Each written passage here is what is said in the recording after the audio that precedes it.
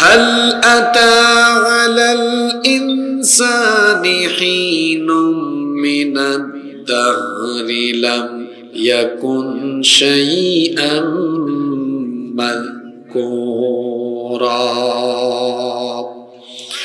মানুষের জীবনে কি এমন এক সময় অতিবাহিত হয়নি যখন সে উল্লেখযোগ্য কিছুই ছিল না, উল্লেখ করার মতো কোনো কিছুই ছিল না, নাম ছিল না, ঠিকানা ছিল না, বাড়িঘর ছিল না, কিছুই ছিল না, একেবারে প্রাণহীন এবং অস্তিত্বহীন ছিল। কিভাবে সেই অস্তিত্বহীনতা থেকে আল্লাহ তাআলা মানুষকে অস্তিত্ব দিলেন? কিভাবে আমার আপনার এত ওজন হলো? কিভাবে আমার আপনার চেহারা সুরত তৈরি হয়ে কিভাবে আমরা এত সুন্দর দেহ নিয়ে দুনিয়ায় আসলাম? আল্লাহ তাআলা কোরআনে কারীমের 23 নম্বর সূরা সূরাতুল মুমিনুনের 12 নম্বর আয়াত থেকে বলছেন, ওয়ালাকাদ খালাকনাল ইনসানা মিন সুলালাতিন মিন طين ثم جعلناه نطفة في قرار مكين ثم خلقنا النطفة علقة فخلقنا العلقة مضغة فخلقنا المضغة عظاما فكسونا العظام لحما। আল্লাহ তাআলা বলছেন, আর অবশ্যই আমি মানুষকে মাটির নির্যাস থেকে সৃষ্টি করেছি। পুরুষের স্পাম আর মহিলাদের অভাব, শুক্রাণু আর ডিম্বাণুর সমন্বয়ে মানুষকে তৈরির প্রক্রিয়া আমি শুরু করেছি। আল্লাহ তাআলা বলছেন, কেমনে তোমাকে বানালাম শোনো। এক ফোঁটা শুক্রাণুকে তোমার মায়ের জরায়ুর ভেতরে সুরক্ষিত জায়গায় রেখে দিলাম। অতঃপর সেই নাপাক পানি ফুটাকে আমি আল্লাহ জমাট বাঁধা রক্তে পরিণত করলাম। তারপরে সেই জমাট বাঁধা রক্তকে গোশতপিণ্ড বানালাম। অতঃপর সেই গোশতপিণ্ডকে বড় একটা হাড্ডিতে রূপান্তর করলাম। তারপরে সেই হাড্ডির উপরে গোশতের পোশাক পরিয়ে দিয়ে তোমার স্ট্রাকচার দেওয়া আরম্ভ করলাম। চোখ দিলাম, নাক দিলাম, ঠোঁট দিলাম, কান দিলাম, হাত দিলাম, পা দিলাম, সব কিছু দিয়ে সুন্দর একটা অবয়ব দিয়ে সুরত দিয়ে তোমার মায়ের গর্ভের ভেতরে আমি আল্লাহ রেখে দিলাম। এখন তো আধুনিক যন্ত্রপাতি বের হয়েছে। একজন নারী যখন প্রেগন্যান্সিতে থাকেন, 2 মাস 3 মাসে বাচ্চার ওজন কত থাকে, হার্টবিট কেমন, এখন আল্ট্রাসাউন্ডের মাধ্যমে জানা যায়। আল্লাহ বলছেন, দেখো বান্দা কিভাবে তোমাকে বানালাম। তুমি প্রথমে 1 ফোঁটা নাপাক পানি ছিলে, নাপাক পানি ফুটাকে আমি জরায়ুর ভেতরে রাখলাম। তারপরে সেটাকে আমি জমাট বাঁধা রক্ত বানালাম। তারপর জমাট বাঁধা রক্তকে গোশতপিণ্ড বানালাম। এরপরে গোশতপিণ্ডকে বড় একটা হাড্ডিতে রূপান্তর করে তার উপরে গোশতের পোশাক পরিয়ে দিয়ে আমি তোমার সুন্দর চেহারা সুরত দিয়ে তোমার মায়ের গর্ভের ভেতরে কতদিন রাখলাম শোনো। সূরা হজে আল্লাহ বলছেন, ওয়ানুকিরু ফিল আরহামি মা নাশাউ ইলা আজালিম মুসাম্মা। নির্দিষ্ট একটা সময় পর্যন্ত তোমার মায়ের গর্ভের ভেতরে আমি আল্লাহ তোমাকে রেখে দিলাম। সুম্মা নুখরিজুকুম তিফলা। অতঃপর ছোট্ট একটা বাচ্চার সাইজে, জন্মের সময় ওজন বেশি ছিল না তো, 2.5, 3, 3.5, 4, 5 কেজি ওজনের ছোট্ট একটা বাচ্চার সাইজে তোমার মায়ের পেটের ভেতর থেকে বের করে এই দুনিয়ার আলো বাতাস আমি তোমাকে দেখিয়েছি। আল্লাহু আকবার। এতক্ষণ কি আলোচনা করেছি? কোথায় ছিলেন? অস্তিত্ব কিভাবে আপনার হলো? ধীরে ধীরে বড় হচ্ছেন আপনি। এখানে এসেছেন এই পৃথিবীতে। আপনি এখানে থাকতে পারবেন না। আপনার এই জীবন এর নাই কোনো ওয়ারেন্টি, নাই কোনো গ্যারেন্টি। প্রত্যেকটি মানুষ মরণশীল। Every soul will take the test of death. প্রত্যেককেই মরণের স্বাদ আস্বাদন করতে হবে। এমন কোনো প্রাণী নাই যে প্রাণী মরণের স্বাদ উপভোগ করবে না। সবাইকে একদিন মরতে হবে। মানুষের জীবনে যতগুলো সত্য রয়েছে তার মধ্যে সর্বাপেক্ষা বস্তুনিষ্ঠ, অলঙ্ঘনীয়, অনিবার্য মহাসত্য হলো মৃত্যু।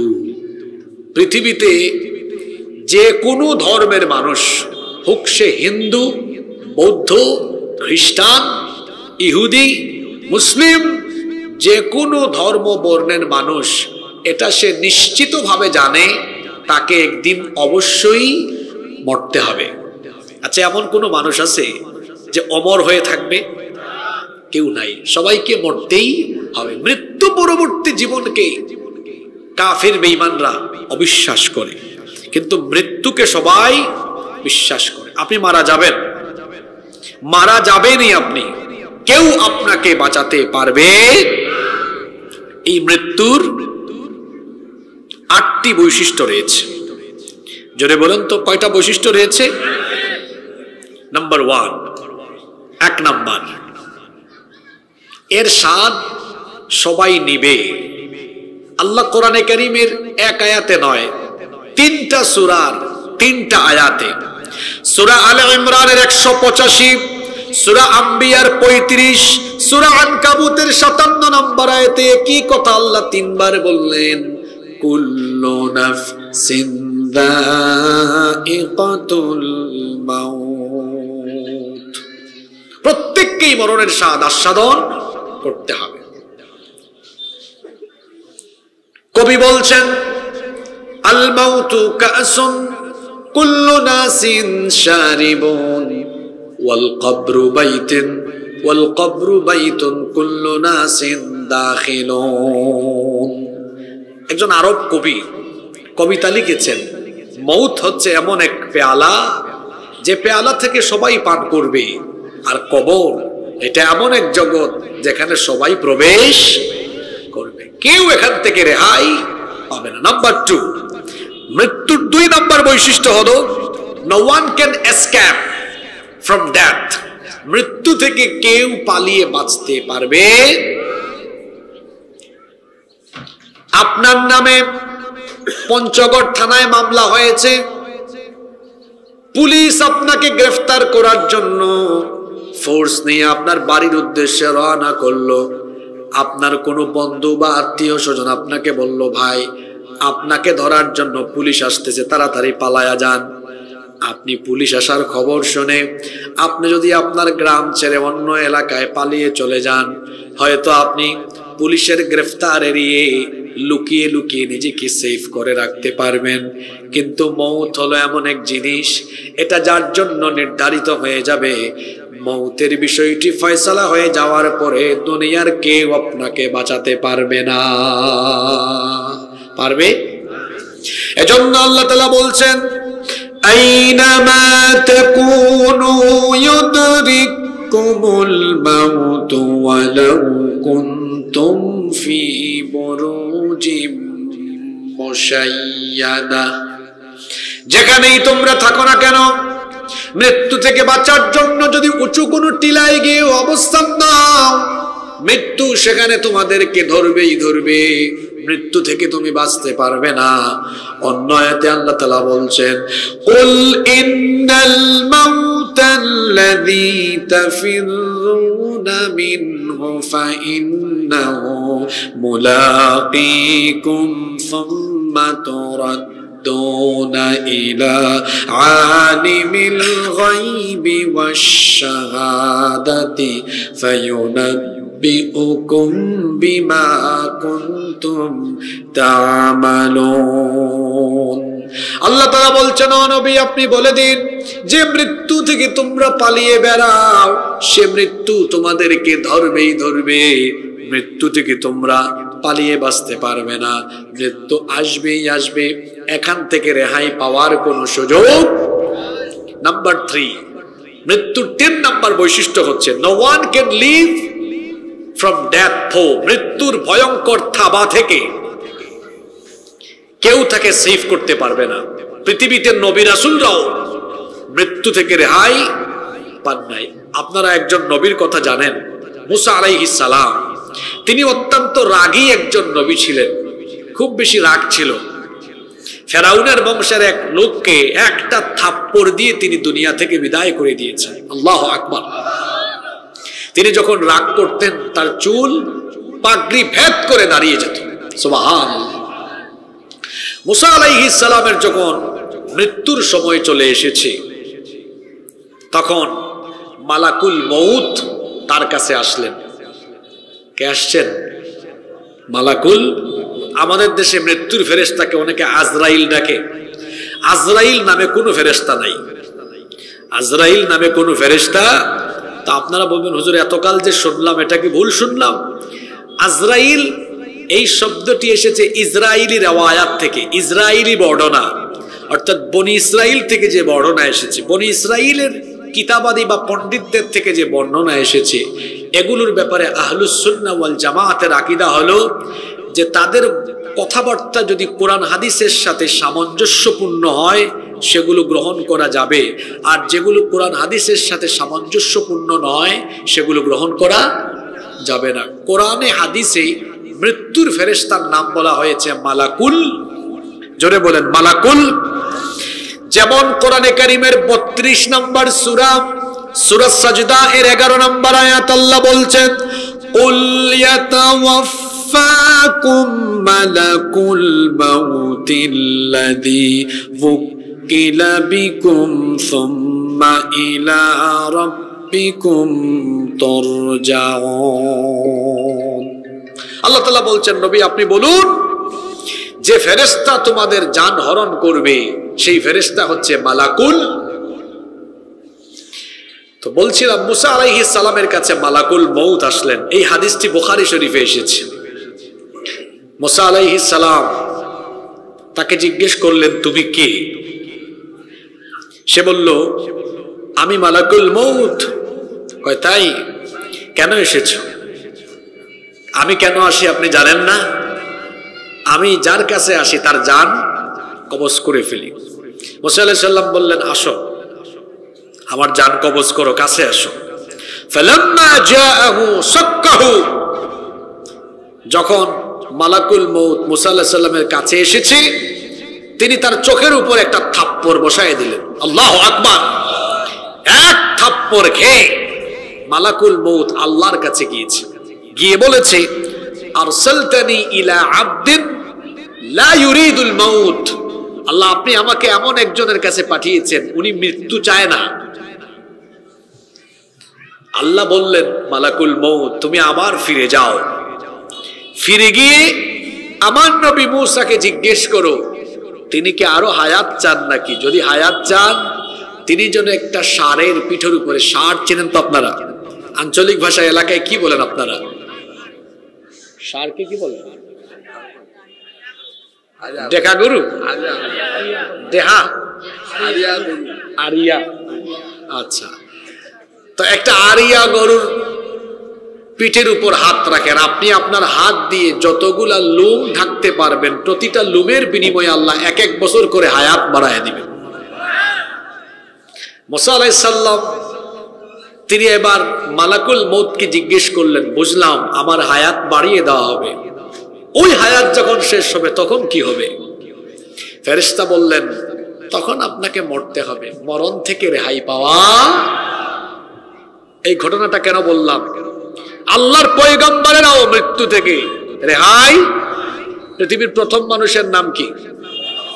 আদম আলাইহিস সালাম।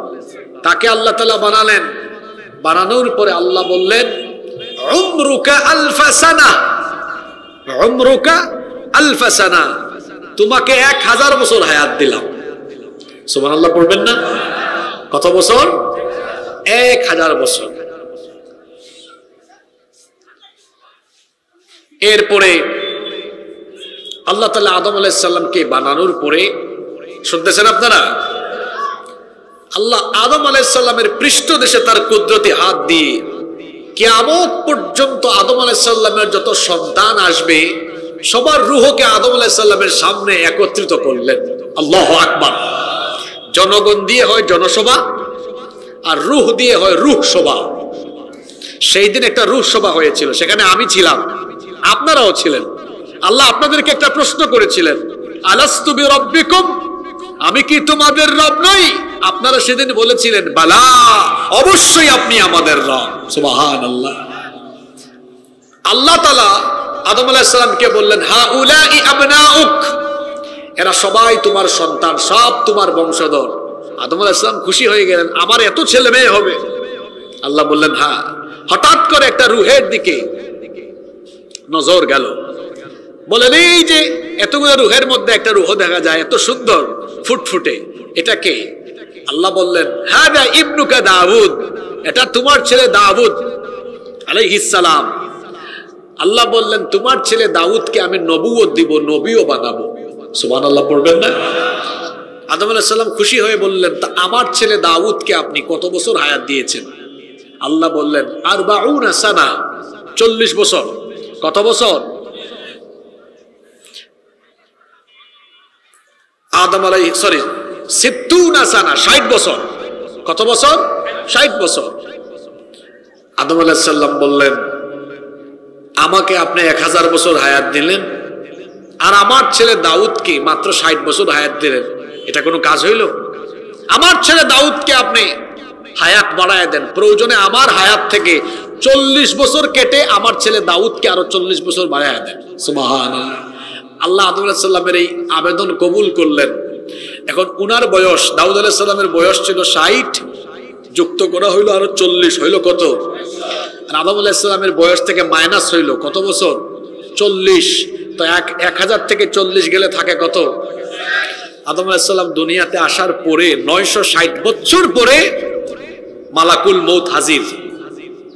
মালাকুল মউত যখন হাজির, আদম আলাইহিস সালামকে বলছেন আপনি রেডি হয়ে যান, রফিক আলা, আল্লাহর দিদার লাভে আপনাকে যেতে হবে, আপনার মৃত্যুর সময় চলে এসেছে। আদম আলাইহিস সালাম বলেন আমার টাইম এখনো শেষ হয়নি।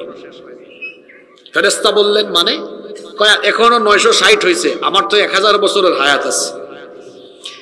মালাকুল মউত বললেন আপনি তো আপনার ছেলে দাউদ আলাইহিস সালামকে 40 বছর দিয়ে দিয়েছিলেন। আদম আলাইহিস সালাম বললেন না, আমি দেই নাই। নাসিয়া আদম ফানাসিয়া বানু, আদম আলাইহিস সালাম ভুলে গিয়েছিলেন, এজন্য আদম আলাইহিস সালামের সন্তানরাও মাঝে মাঝে ভুলে যায়। সকালবেলা একটা কাজ করেছে, বিকেল বেলা মনে থাকে না, এরকম হয় কি হয় না? আদম আলাইহিস সালামও ভুলে গিয়েছিলেন। ফেরেশতা বললেন না না, আপনি মিস্টেক করছেন, আপনি দিয়েছিলেন। আদম আলাইহিস সালাম বললেন তুমি মিস্টেক করছো, আমি ঠিক আছি, আমার হায়াত আমি দেই নাই। এখন তো একটা পেস লেগে গেছে। ফেরেশতা আল্লাহর কাছে গেলেন, গিয়ে বললেন আল্লাহ আপনার আদম তো বলছেন উনি নাকি হায়াত দেন নাই, উনি তো ভুলে গিয়েছেন। আল্লাহ বললেন ঠিক আছে, সেই সময় তো লিখে রাখার পদ্ধতিটা আমি আর চালু রাখে নাই, সাক্ষ্য গ্রহণের, যাও তারে 40 বছর আরো বাড়ায়া দাও, আর এখন থেকে লিখে রাখার পদ্ধতি, সাক্ষ্য গ্রহণের পদ্ধতি চালু করে দাও। সুবহানাল্লাহ। আরো 40 আল্লাহ বাড়ায়া দিলেন, 1000 পুরা করেই তার ইন্তেকাল হলো। 1000 বছর পরে তিনি কি দুনিয়ায় ছিলেন না, তাকেও চলে যেতে হয়েছে? কথা বলেন, তা আমাকে আপনাকে কি চলে যেতে হবে না? আজকে কেন আমি এই টপিকে আলোচনা ধরলাম? শুধুমাত্র এই মৃত্যুর বিষয়টি মানুষ ভুলে যায় বলেই দুনিয়াতে মানুষ পথ হারা হয়, বিপদগামী হয়ে গুনাহের সাগরে গা ভাসিয়ে দেয়, চুরি করে, ডাকাতি করে, সন্ত্রাসী করে, মদ খায়, জুয়া খেলে, তার মাথায় মরণের কোনো চিন্তাও নাই। ও সকালবেলা মদ খায়, চিন্তা করে না বিকেল বেলা তার মরণ হবে। ও ফজরের নামাজ কাজা করে, ও চিন্তা করে না জোহরের সময় তার জানাজা হতে পারে। বেমালুম ভুলে গিয়েছে মৃত্যুকে। আমি 2 দিন আগে অ্যাক্সিডেন্ট করলাম গাইবান্ধার পলাশবাড়িতে। আমি যে বেঁচে আছি এটা আমার কাছে এখন স্বপ্ন মনে হচ্ছে, কারণ নিশ্চিত মৃত্যু থেকে আল্লাহ খাস মেহেরবানি করে আমাকে হায়াত দিয়েছেন। কে জানতো সেই রাত হতে পারত আমার জীবনের শেষ রাত। এখানে সুস্থ মানুষ বসে আছেন, এমনও হতে পারে এই ব্যক্তি বাসায় এখন লাশ হয়ে ফিরবে। বলবেন হুজুর এটা কিভাবে সম্ভব, আমি তো সুস্থ মানুষ। ইমাম শাফি রহমতুল্লাহ আলাইহির একটা কবিতা আমার মনে পড়ল। তিনি খুব সুন্দর একটা কবিতা লিখেছেন, কাম মিন সহিহিন মাতা গায়রি ইল্লাহ। তুমি কি জগতের দিকে তাকাও না, এই পৃথিবীতে তাকিয়ে দেখো কত মানুষ রোগবালাই ছাড়া সুস্থ মানুষ মরে যায়। এর পরের লাইনে তিনি লিখছেন, আবার তাকিয়ে দেখো, কঠিন রোগে আক্রান্ত হলেও নিশ্চিত মৃত্যুর পথ থেকে আল্লাহর রহমতে কত মানুষ ফিরে এসেছে। সুবহানাল্লাহ। আমি অ্যাক্সিডেন্টের রাতে ইমাম শাফির কবিতাটা মনে করছিলাম, কিভাবে বেঁচে গেলাম আমি। পুরা গাড়ি 7 থেকে 8 বার পল্টি খেয়েছে, চিন্তা করছেন? এরকম একেবারে রাস্তা থেকে খাদে পড়ে গেল। মৃত্যু এটাকে যেন খুব কাছ থেকে উপলব্ধি করলাম। মৃত্যুর 3 নাম্বার বৈশিষ্ট্য, এটা আসবে, এর থাবা থেকে আপনি বাঁচতে পারবেন না। শুনতেছেন আপনারা কথা? আমি মাহফিলে টপিকের বাইরে কথা বলি না, আমি যেটা ধরেছি ওইটা আস্তে আস্তে আগায়া একেবারে মূল পয়েন্টের দিকে এগিয়ে যাচ্ছে। আপনাদেরকে মনোযোগী থাকতে হবে। মনোযোগী আছেন তো সবাই? নাম্বার 4, মৃত্যুর 4 নাম্বার বৈশিষ্ট্য হলো, the time of death is determined by Almighty Allah and it doesn't come with anyone's permission. মৃত্যুর এই বিষয়টি যার তরফ থেকে ফয়সালা করে দেওয়া, তিনি কে? এবং এটি কারো পারমিশন নিয়ে আসে না। মৃত্যু কি কারো পারমিশন নিয়ে আসে যে আব্দুল করিম সাহেব আমি কি আসতে পারি, আপনার জান কবজ করব? কিছু বলবে এরকম? আল্লাহ তাআলা বলছেন, ওয়ালিকুল্লি উম্মাতিন আজালুন ফাইযা জাআ আজালুহুম লা ইস্তাখিরুনা সাআতান ওয়া লা ইস্তাকদিমুন। আর প্রত্যেকের জন্য অবকাশের সময়টা নির্ধারিত। মৃত্যুর সেই সময় যখন চলে আসবে, কাল বিলম্ব করা হবে না, সময় এগিয়েও যাবে না, পিছিয়েও যাবে না, একেবারে সময় মতো মৌতের মাধ্যমে যার কাছে চলে যেতে হবে তিনি কে? মাইকে, মসজিদের মাইকে কত মানুষের মৃত্যুর খবর আপনি শুনেছেন? হঠাৎ করে মসজিদের মাইকে ঘোষণা হবে আপনিও দুনিয়া থেকে চলে গিয়েছেন। কত মানুষের জানাজায় আপনি গিয়েছেন, হঠাৎ করে আপনার জানাজায় হাজার হাজার মানুষ শামিল হয়ে যাবে। এটাই দুনিয়ার বাস্তবতা। Number 5, the place of death is determined by Almighty Allah. মৃত্যুর জায়গাও নির্ধারিত। কোন জায়গায় আপনি মারা যাবেন, কোন অবস্থায় মারা যাবেন, সেটাও নির্ধারিত করে যিনি রেখেছেন, জুড়ে বলেন তিনি কে? কোরআনে কারীমের 31 নম্বর সূরা, সূরা লুকমানের 34 নম্বর আয়াতের শেষাংশে আল্লাহ তাআলা বলছেন, ওয়া মা তাদরি নাফসুম বিআইয়ি আরদিন তামুতু ইন্নাল্লাহা আলিমুন খাবীর। আল্লাহ তাআলা বলছেন কেউ জানে না কোন জমিনে কোন অবস্থায় তার মৃত্যু হবে। আপনার বাড়ি হলো এই এলাকায়, আপনার মৌত হতে পারে ঢাকায়, মৌত হতে পারে রংপুরে, মৌত হতে পারে দিনাজপুরে, জানি না কার মৌত কোথায় হয়। মৃত্যুর জায়গাটাও জেনে নির্ধারিত করে দিয়েছেন তিনি কে? কারো মরণ হয় হাসপাতালে, কারো মরণ হয় বাড়িতে, কারো মরণ হয় গাড়িতে, কারো মরণ হয় মসজিদে, কারো মরণ হয় নামাজে, কারো মরণ হয় কুরআন তেলাওয়াতে, কারো মরণ হয় নাচ গানে, কারো মরণ হয় মদ খাওয়ারত অবস্থায়, কারো মরণ হয় রাতের বেলা নাপাক অবস্থায় ঘুমিয়েছে নাপাক অবস্থায়, কারো মরণ হয় পাক পবিত্র অবস্থায়। কে কোন হালতে কোন জমিনে মরবে সে জানে না। আমি বুঝলাম না, সে জানে না কোন হালতে মরবে, তারপরেও সে কিভাবে নাপাক থাকে। অনেক যুবক আছে রাতের বেলা নাপাক শরীরে ঘুমায়, আছে না এরকম? পেশাব করে পানি নেয় না, কারেন্ট চলে গেছে,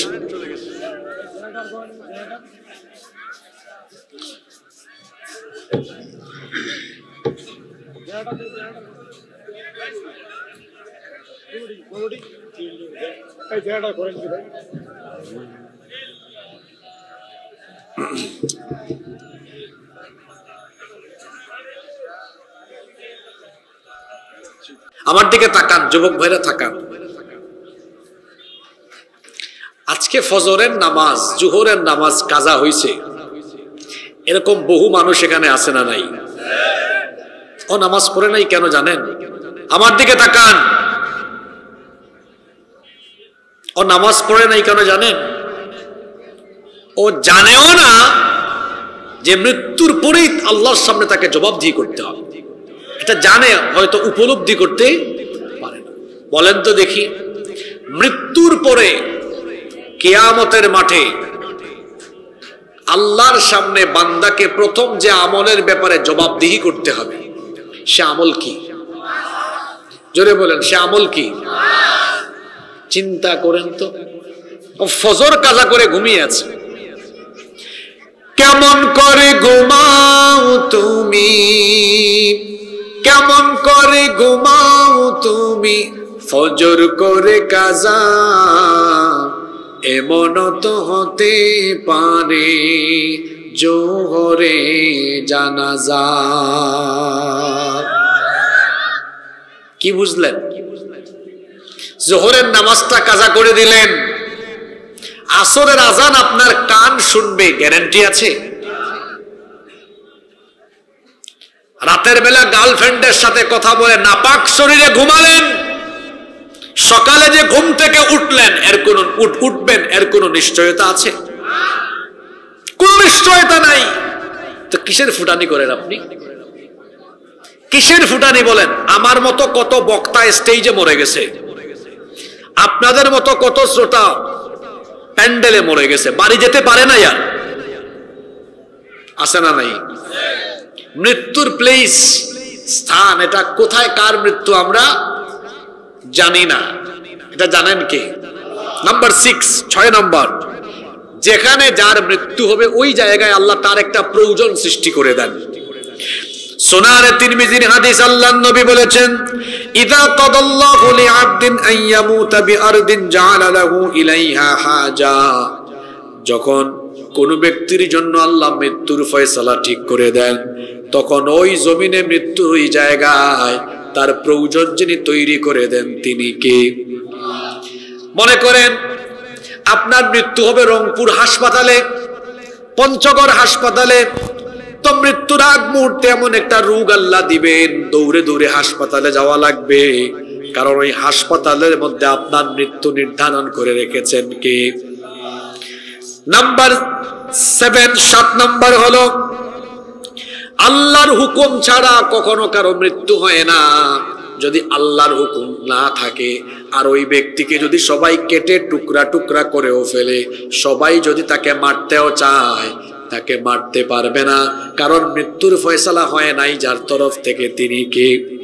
এজন্য আল্লাহ বলছেন, ওয়ামা কানা লিনাফসিন আন তামুতা ইল্লা বিইذনিল্লাহি কিতাবাম মুআজ্জালা।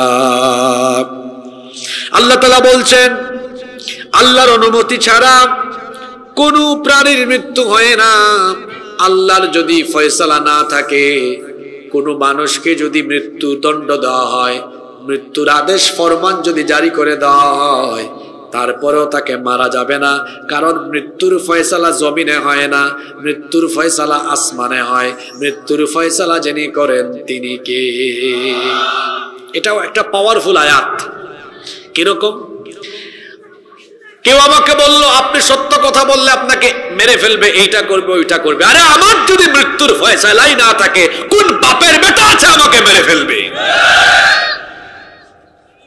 এই যে গত 2 দিন আগে আমার অ্যাক্সিডেন্ট হলো, আমি মরি নাই, কারণ আমার মৃত্যুর ফয়সালা হয় নাই। এর আগে 4 বছর আগে আমি আরেকবার সাগরে স্পিডবোটে ভয়াবহ অ্যাক্সিডেন্টের সম্মুখীন হয়েছিলাম। ট্রলার এসে আমাদেরকে উদ্ধার করেছে। মৃত্যুর ফয়সালা ছিল না, মারা যায় নাই। এই বিশ্বাস যার অন্তরে থাকে, এই মুমিন কোনোদিন মুনাফিক হবে না। কারণ অনেক মোমেন ব্যক্তি আছে জানের ডরে সত্য কথা বলে না, জালিমের সামনে সাহস নিয়ে দাঁড়াতে পারে না। যেই ব্যক্তি জানে আল্লাহর হুকুম ছাড়া আমার মৃত্যু হবে না, পৃথিবীতে যত বড় জালিমই যে হোক না কেন, তার সামনে কখনো সে মাথা নত করবে না। এটা মানুষের ঈমান বাড়ায়। এই কথা মানুষের কি বাড়ায়? আল্লাহর এই কোরআনের আয়াত এটা ঈমান বাড়িয়ে দেয়। আমার জন্য মৃত্যুর ফয়সালা না থাকলে আপনি ওখান থেকে গুলি করবেন, ফায়দা হবে না। আপনি আমাকে মারতে পারবেন না, কারণ আমার মৃত্যুর ফয়সালা এখনো হয় না। আর মৃত্যুর যদি ফয়সালা হয়ে যায় কেউ আমাকে আটকায়া রাখতে পারবে। নাম্বার 8, 8 এবং সর্বশেষ হলো মৃত্যুর সর্বশেষ বৈশিষ্ট্য হলো এটা সিরিয়াল মেনটেন করে আসে না। There is no serial of death. মৃত্যুর কোনো সিরিয়াল নাই। আপনাদের গ্রামে কোনো একজন ব্যক্তির বয়স 80 বছর, মনে করেন তিনি হলেন এই গ্রামের সর্বোচ্চ বয়স্ক ব্যক্তি, আর সর্বনিম্ন হলো আজকে একজনের জন্ম হয়েছে একদিন। এখন আপনি যদি বলেন যে সিরিয়াল অনুযায়ী এই গ্রামের সবার মৌত ঘটবে, ওই ব্যক্তির বয়স সবার থেকে বেশি, উনি আগে মরবেন আর একদিনের বয়সে অনেক পরে মরবে আরো, এরকম সিরিয়াল মেনটেন হবে না। এমনও হতে পারে 80 বছরের লোক মাগরিবের আগে জীবিত থাকবে, একদিনের শিশু কবরে চলে যাবে। বাপ থাকবে, ছেলে কবরে যাবে। নানা থাকবে, দাদা থাকবে, নাতি কবরে যাবে। এরকম আছে কিনা? আছে। যে কোনো মুহূর্তে আপনি চলে যেতে পারেন। কিছুদিন আগে আমার এলাকায় আমার চেয়ে বয়সী আরো অনেক ছোট এক ছেলে হঠাৎ মারা গিয়েছে। রাতের বেলা ঘুমিয়েছে বাড়িতে, অসুস্থ না, সুস্থ ছেলে। সকালবেলা 9টা হয়ে যায়, তার রুমের দরজা খুলে না। 10টা হয়ে যায়, দরজা খুলে না। অনেকে গিয়ে দরজায় ধাক্কায় ডাকে, বাড়ি দেয়, উঠে না। পরে সন্দেহ হলো, দরজা ভাঙছে। ভাঙার পরে ভেতরে ঢুকে দেখে খাটের মধ্যে লাশ। ইন্না লিল্লাহি ওয়া ইন্না ইলাইহি। যুবক ভাইয়েরা, মনে করছেন হুজুর যা মজা করার করে নেই, তওবা করে পরে ভালো হয়ে যাব। তওবা করার সুযোগ নাও পেতে পারেন। আজকের দিন হতে পারে জীবনের শেষ দিন, আগামীকাল কবরের প্রথম দিন হতে পারে। মানুষ কেন গুনাহ করে? মানুষ কেন পাপ করে? মানুষ কেন হারাম খায়? মানুষ কেন বেনামাজি হয়? নারী কেন বেপর্দা হয়? মানুষ কেন মদ্যপ হয়, জুয়াখুর হয়? কেন? সে মৃত্যুকে বেমালুম ভুলে গিয়েছে। সেটা উপলব্ধি করে না যে তার 1 সেকেন্ডের কোনো গ্যারান্টি। তো যার 1 সেকেন্ডের গ্যারান্টি নাই তারা তো ফটর ফটর কিসে? মৌতের বিষয়টি আল্লাহ গোপন রেখেছেন। মৌতের বিষয়টি আল্লাহ কি রেখেছেন? গোপন রেখেছেন। আচ্ছা, আল্লাহ তাআলা কি চাইলে জানাই দিতে পারতেন না কে কোন দিন মরবে? কথা বলেন আপনারা, কেন জানান নাই? জানান নাই এই কারণে, আপনি জানলে তো দেখা যাইতো আগের দিন পর্যন্ত আকাম কুকাম করতেন, আর মরণের দিন তওবা করে আল্লাহর কাছে মাফ চাইতেন।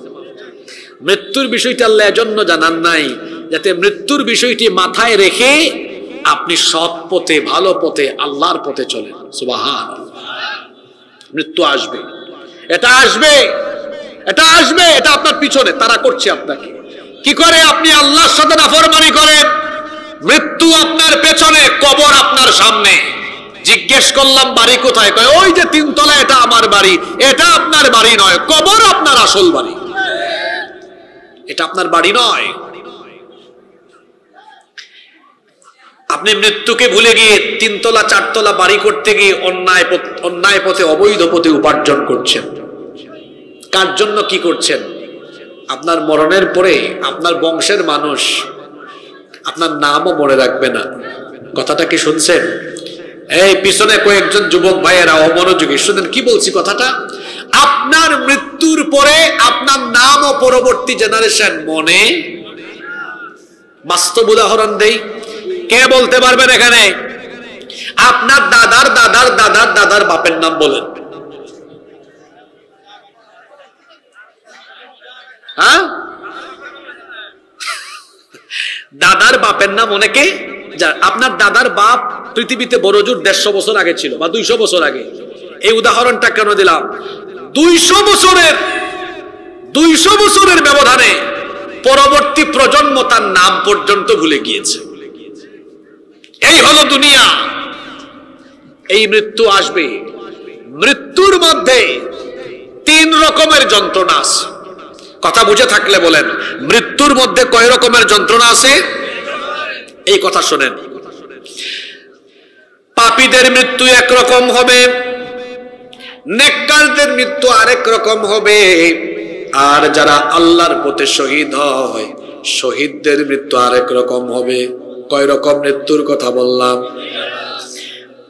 যে ব্যক্তি বেনামাজি, পাপী তাপী, মদ খায়, জুয়াখুর, সুদ খায়, ঘুষ খায়, সারাদিন অন্যায় করে, অপরাধ করে, এই ধরনের গুনাহগার ব্যক্তির যখন মরণের সময় আসবে তখন মালাকুল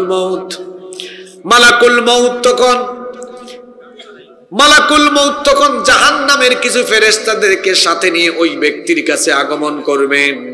জাহান্নামের ফেরেশতারা আসার সময় জাহান্নামের দুর্গন্ধযুক্ত কাফনের কাপড় নিয়ে আসবে, এসে তার চতুর্দিক ঘিরে বসবে। মালাকুল মউত এসে বলবেন, ইয়া আইয়াতুহান নাফসুল খাবিসা উখরুজি ইলা সাখাতিম মিনাল্লাহি ওয়া গাদাব। হে অপবিত্র গুনাহগার আত্মা, আল্লাহর অসন্তুষ্টি আর গজবের উদ্দেশ্যে তুমি বের হয়ে আসো। এই কথা বলে মালাকুল মউত যখন তার পা থেকে চাপ আরম্ভ করবেন, তার এমন কষ্ট অনুভব হবে, কোনো একজন ব্যক্তিকে যদি তরবারি দিয়ে কেটে 1000 টুকরা করা হয়, সাদ্দাদ বিন আউস রাদিয়াল্লাহু আনহু বলছেন, কোন জীবিত মানুষকে যদি তরবারি দিয়ে কেটে 1000 টুকরা করা হয়, তার যতটা না কষ্ট হবে, একজন পাপী ব্যক্তি মরণের সময় তার চাইতে বেশি কষ্ট পাবে।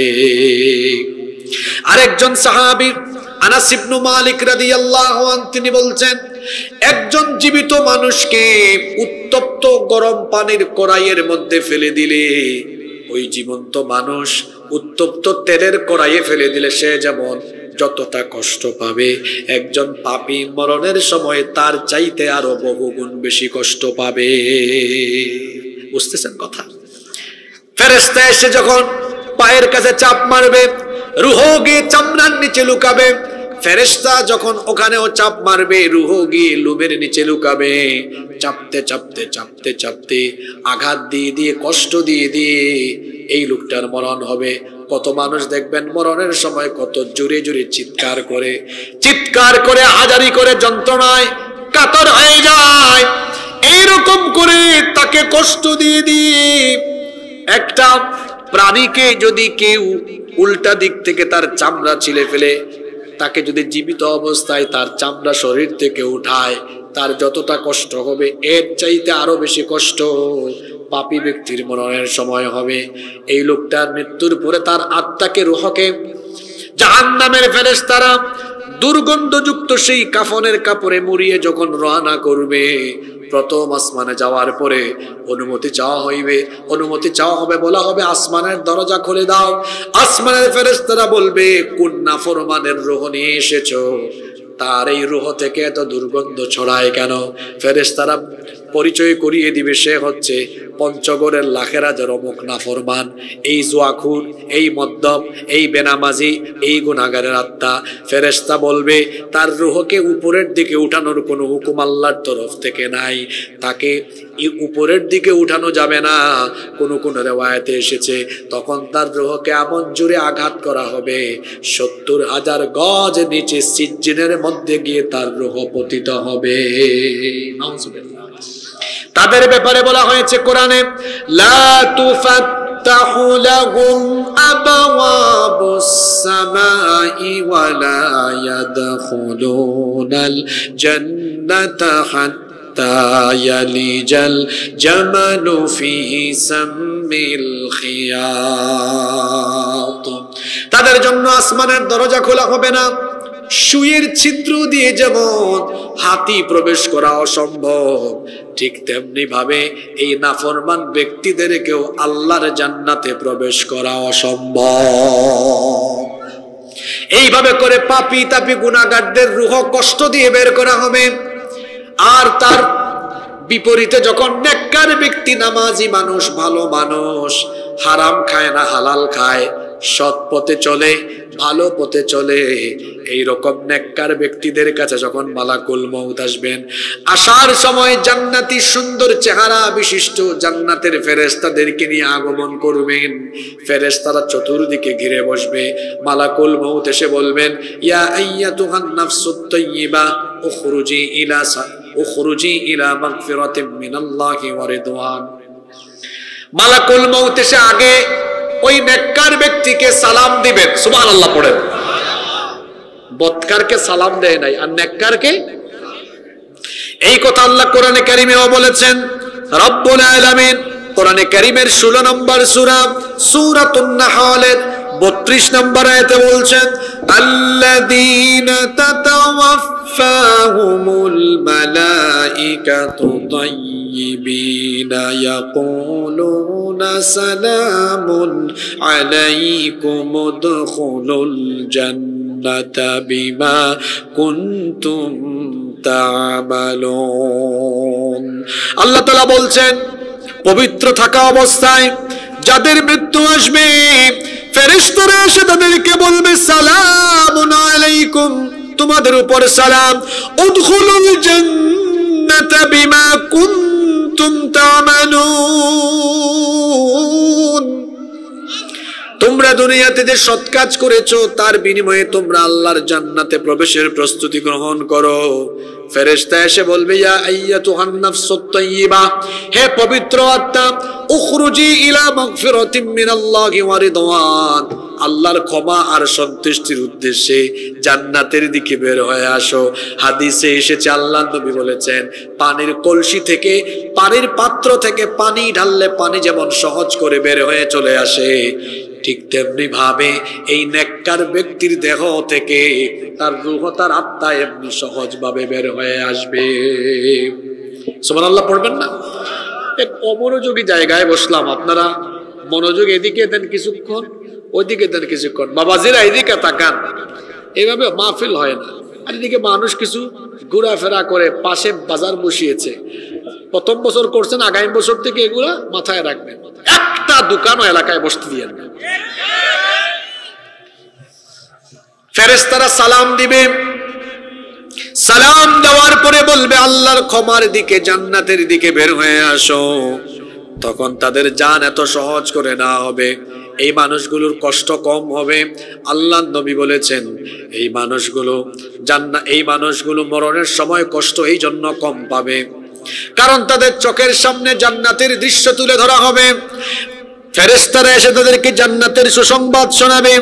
কোরআনে কারীমের 41 নম্বর সূরা হামিম আস-সাজদা এর 30 নম্বর আয়াতে রব্বুল আলামিন বলছেন, ইন্নাল্লাযীনা ক্বালু রাব্বুনাল্লাহু সুম্মা ইসতাকামু তাতানাজ্জালু আলাইহিমুল মালাইকাতু আল্লা তাখাফু ولا تحزنوا وأبشروا بالجنة التي كنتم توعدون।